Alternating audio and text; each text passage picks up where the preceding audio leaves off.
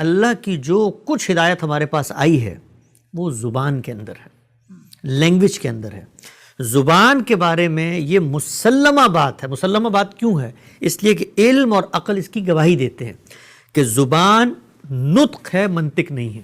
اس دیکھا وہی اردو والا مسئلہ۔ اب آپ سمجھیے اس کو۔ ٹھیک ہے، اب یہاں پہ میں تحسین کا مستحق ہوں کیونکہ میں اب ڈائسیکٹ ان کی اردو کر رہا ہوں۔ اس کو آپ نے آسان الفاظ میں بتایا۔ نہیں، میں بتاؤں گا اس کو آسان الفاظ میں کہ زبان نطق ہے، منطق نہیں ہے۔ یہ عام آدمی جب اس کو سمجھے گا کہ لفظ کیا ہے؟ بتاتا ہوں۔ نطق ہے، منطق نہیں ہے۔ نطق نطق زبان نطق ہے، منطق نہیں ہے۔ ہاں۔ اس کا کیا مطلب ہے؟ میں آپ سے گفتگو کرتا ہوں، میں آپ کو کہتا ہوں بھائی صاحب آج آپ نے کھانے میں کیا کھایا ہے؟ آپ کہتے ہیں میں نے آج کھانے میں شوربہ کھایا ہے، ٹھیک ہے نا؟ میں کہتا ہوں اچھا شوربہ کھایا ہے آپ نے، تو شور تو کہتے ہیں دری زبان کی ابتدائی الفاظ کے بعد جب فارسی میں آیا تو نمک کو، اس لیے سمندر کو دریائے شور کہتے ہیں، اور با کہتے ہیں پانی کو۔ تو آپ نے تو اصل میں نمک میں جو پانی ہوتا ہے اس کے اندر روٹی ڈبو کے کھائی ہے۔ I think I'm getting there. تو زبان نطق ہے، منطق نہیں کا مطلب یہ ہے کہ جو کچھ آپ سنتے ہیں وہ منطق کی بساط کے اوپر ڈائسیکٹ کر کے اس کا معنی متعین نہیں کیا جا سکتا، بلکہ زبان سر تسر سما ہے، جو سنی جاتی ہے، جو سمجھی جاتی ہے، جو بولی جاتی ہے، جو لوگ اس سے معنی مراد لیتے ہیں۔ کہ آپ شوربے کا معنی یہ مراد لیتے ہیں کہ نمک کے اندر پانی ڈبو کے پیوں؟ نہیں، شوربے کا معنی آٹومیٹکلی ذہن میں آتا ہے کہ کچھ گوشت کا شوربہ ہوگا جو آپ نے کھایا ہوگا، سالن ہوگا، اس کا کوئی ذائقہ ہوگا جو ہم جس کو شوربہ کہتے ہیں۔ لیکن کوئی شخص آگے بڑھ کے ایک اور مثال دیتا ہوں۔ مثال کے طور پہ میں آپ سے کہتا ہوں بھائی صاحب مجھے ٹیلی ویژن لا کے دے دیں، تو آپ کہتے ہیں کہ ٹیلی کا مطلب ہوتا ہے کسی چیز کو منتقل کرنا، ٹرانسفر کرنا، ویژن کا مطلب ہوتا ہے منظر۔ تو آپ مجھ سے انتقال منظر کا مطالبہ کر رہے ہیں، دور کے درشن لا کے دکھا دو مجھے، دور کے درشن۔ اچھا یہ عام آدمی کو جو ہم یہ مثالیں دے رہے ہیں وہ یہ سوچ رہا ہوگا بھئی ہمیں کس مشکل میں انہوں نے ڈال دیا، ہم دین کی سادہ تعبیر لوگوں کی زبان سے سن رہے ہیں، ہم کہاں جائیں گے زبان کے معاملے میں؟ نطق ہے، منطق نہیں ہے، یہ سب چیزیں میں مثالیں دیتا ہوں۔ پہلے اس کو آسان، نطق اور منطق، نطق کو کوئی آسان ترجمہ، نطق وہ جو بولی جاتی ہے، جو کامنلی انڈرسٹوڈ ہو، یعنی وہ چیز، زبان وہ چیز ہے جو میں اور آپ بولتے ہیں اور اس سے جو کچھ ہم سن کے سمجھتے ہیں وہ ہے اصل میں وہ زبان میننگ کا۔ اصل آپ کو دے گا، نہ کہ اس پہ لاجک اپلائی کرنا۔ آپ یہ کہیں جی یہ اصل میں تو لفظ یہ تھا، اس کا لغوی معنی تو یہ ہے، تو اس لغوی معنی کو اگر اس کے ساتھ ملائیں تو یہ معنی بن جاتا ہے۔ یہ آپ کے گھر پہ بیٹھ کے آپ نے زبان بنائی ہے۔ یہ ٹیلی ویژن کا مطلب انتقال منظر نہیں ہے، شوربے کا مطلب نمک والا پانی نہیں ہے، بلکہ وہ ہے جو سڑک پہ چلنے والا ایک عام آدمی جانتا ہے شوربہ کیسے کہتے ہیں، بالکل ٹیلی ویژن کیسے کہتے ہیں۔ فکری گمراہی کی دوسری جو سیڑھی ہے، زینہ ہے، عناصر میں سے ایک عنصر ہے، وہ ہے زبان کے معنی کو خود سے متعین کرنا۔ Very nice. اب مثال دیتا ہوں، آپ ممبر پہ جاتے ہیں، اور یہ بات کوئی میں ہوا میں نہیں کر رہا، ہمارے معاشرے میں ایسے افکار پائے جاتے ہیں۔ وہ کیا کہتے ہیں؟ وہ یہ کہتے ہیں کہ بھائی سیدنا سلیمان کے ساتھ اللہ تعالیٰ نے ذکر کیا کہ انسان بھی تھے اور جن بھی تھے اور پرندے بھی تھے۔ اب یہ جن بھی تھے، یہ جن کیا مخلوق ہوتی ہے تو سمجھ میں نہیں آتی۔ تو جن تو یہ لوگ کہتے ہیں کہ ایک نادیدہ مخلوق ہے، پائی جاتی ہے، قرآن میں اس کا ذکر ہے، تو آؤ جن کے کوئی دوسرے معنی کر کے مسئلے کو حل کر دیتے ہیں۔ اب وہ کیا کہتے ہیں؟ بھائی جن کا لفظ تو اصل میں جنت کے معنی میں بھی آتا ہے، اس سے مراد جو ہے وہ پردہ نشین ہوتے ہیں، تو اس سے مراد ان لوگوں کو کیوں نہ لے لیں جو شہر کی زندگی سے دور صحراؤں میں رہے، تو جن کا مطلب ہے جی صحرا میں رہنے والے لوگ۔ یا قرآن مجید کے اندر سورہ نمل ہے تو اس کے اندر اللہ تعالیٰ نے بتایا کہ چونٹی نے بھائی چونٹی کیسے مکالمہ کر سکتی ہے؟ تو چونٹی کو ہم کسی عورت کا نام دے دیتے ہیں کہ بھئی یہ نمل تو کسی قبیلے کی عورت کا نام تھا۔ یہ قرآن کے اندر جو ہے وہ آثار قیامت نقل ہوئے ہیں کہ قیامت آئے گی تو یہ ہوگا تو یہ ہوگا، تو آپ اس کو کہیں کہ یہ جو کہا ہے دھماکے ہوں گے یہ ہوگا، یہ تو انڈسٹریل ریولوشن کا ذکر ہے۔ اور یہ بائی دا وے اصل میں ہے انٹرپریٹیشن، اور نام نہیں لینا چاہتے لیکن یہ اصل میں ہے انٹرپریٹیشن، یعنی آپ کو یہ حضرات نے کی ہیں۔ آپ کو یہ بات اگر مذاق وہ کہ توریت اصل میں ایک کتاب کا نام نہیں ہے جو یہودیوں کے پاس ہے، توریت اصل میں کیا ہے؟ کوئی لائٹ یا ہدایت کس طرح کی چیز؟ اگر آپ کو یہ لگ رہا ہے کہ یہ جو بات میں کر رہا ہوں یہ کوئی تخیل پہ مبنی ہے تو اس غلط فہمی کو دور کر لیں۔ مختلف دینی فکری لٹریچر کے اندر یہ باتیں لکھی ہوئی ہیں، یہ بتائی جاتی ہیں، یہ پڑھائی جاتی ہیں کہ بھائی اس لفظ کا تو یہ معنی کر لیتے ہیں۔ اب قرآن مجید میں آیا کہ افلا ینظرون الی الابل کیف خلقت، یار یہ اونٹ کا ذکر اتنی بڑی کتاب میں کیوں آ گیا؟ چلو اونٹ کا کوئی اور معنی کر لیتے ہیں۔ تو یہ جو معنی آپ خود کریں گے یہ گمراہی کا دوسرا زینہ ہے. کیوں؟ اس لیے کہ معنی آپ کر ہی نہیں سکتے اپنی منطق سے. وہ ماضی کا پورا علم بتائے گا کہ اس لفظ کا کیا معنی ہے. اچھا یہ بھی ہوتا ہے کبھی کبھی کہ لفظ کے دو معنی ہوتے ہیں, تین معنی ہوتے ہیں. اس کو آپ مفہوم میں کہتے ہیں کہ بھئی یہ محتمل الوجہین ہے, دو تین جہتیں اس کے اندر پائی جاتی ہیں. وہاں بھی فیصلہ کن کیا چیز ہوتی ہے؟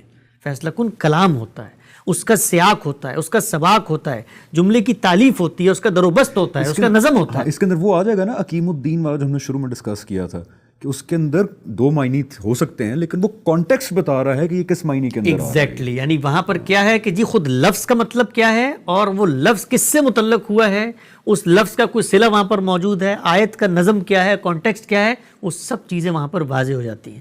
تو زبان نطق ہے جو بولی جاتی ہے, منطق نہیں ہے کہ آپ بیٹھ کے گھر پہ قرآن مجید کے الفاظ کا معنی کرنا شروع ایک لفظ لے کے آپ فیصلہ کریں کہ یار اس کے اگر یہ مطلب ہے تو میں یہ مطلب کر کے ڈالوں گا. ایسے نہیں ہوگا, بلکہ جب قرآن آیا اس وقت جو اس کو سننے والے تھے ان کے ساتھ اللہ نے ایک زبان میں معاملہ کیا, جس طرح اس وقت سمجھا گیا اسی میننگ میں آپ اس کو لیں گے, نہ کہ آپ اپنی میننگ اس کے اندر بنا سکتے ہیں. آئی گیس یہ ایک عام الفاظ میں یہ بالکل ایسے. یعنی ایک بدو کے سامنے جب قرآن پڑھا گیا, جو مفہوم اس نے سمجھا, جو وہ زبان جانتا تھا جس میں اس سے کلام کیا گیا, اس کی زبان تھی نا.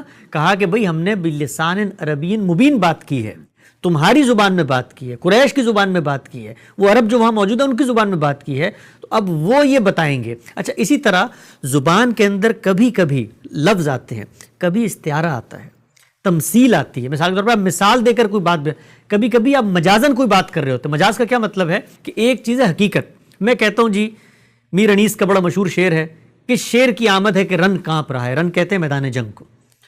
اب آپ نے یہ لفظ سنا میرے منہ سے, آپ نے کہا شیر کی آمد ہے, تو شیر تو کہا جاتا ہے جو پنجرے کے اندر بند ہوتا ہے, یہی ہے نا حقیقت. لیکن کبھی کبھی لفظ اپنے مجازی مفہوم میں استعمال ہو رہے ہوتے ہیں. یہاں پر شیر اس جانور کے لیے استعمال نہیں ہوا, بلکہ شیر ایک شخص کے لیے استعمال ہوا ہے, بہادری کے ایک تشبیہ دے کر. بالکل صحیح. کیسے معلوم ہوا؟ کلام بتاتا ہے کہ شیر کی آمد ہے کہ رن کانپ رہا ہے.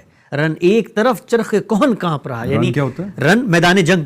تو وہ تو ایک طرف بھائی آسمان بھی کانپ رہا ہے. کانٹیکسٹ بتائے گا نا کہ میدان جنگ میں اصل جانور شیر تو نہیں آیا ہوگا نا کہ میدان جنگ کانپ رہا ہے, تو آپ کامن سینس اس کو لیں گے کہ ایک انسان کی بات ہو رہی ہے جس کی بہادری کی مثال شیر کے طور پہ. کس کا ذکر ہو رہا ہے؟ کہ شیر کی آمد ہے کہ رن کانپ رہا ہے, رن ایک طرف چرخ کہن کانپ رہا ہے, رستم کا بدن زیر کفن کانپ رہا ہے, ہر کسر سلاطین زمن کانپ رہا ہے, شمشیر بکف دیکھ کے حیدر کے پسر کو, جبریل لرزتے ہیں سمیٹتے ہوئے پر کو. کس کا ذکر ہو رہا ہے؟ سیدنا حسین کا ذکر ہو رہا ہے. تو یہ کیسے معلوم ہوا کہ یہاں پر شیر کس معنی میں ہے؟ کلام بتاتا ہے. اب آپ بیٹھ جائیں منطق لے کر, آپ کہیں نہیں بھئی شیر تو کہتے ہیں ایک جانور کو, تو میں تو اس کا ترجمہ وہی کروں گا.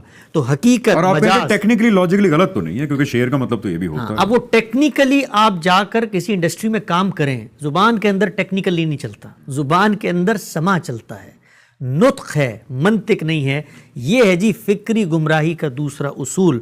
آپ کے سامنے کوئی امام صاحب, کوئی قاری صاحب, کوئی مفکر, کوئی عالم, کوئی دائی, کوئی مفتی قرآن کی آیت کا ترجمہ کر رہا ہے, اور ترجمے کے اندر جو معنی وہ کر رہا ہے, آپ اس سے پوچھیں کہ یہ معنی آپ کر رہے ہیں, اس کا شاہد کیا ہے, اس کو کس نے بیان کیا ہے. یہ عربوں کی کتاب تھی نا, عربوں میں نازل ہوئی, عربی میں ہے, تو عربی زبان میں یہ لفظ اس معنی میں بولا جاتا ہے یا نہیں بولا جاتا.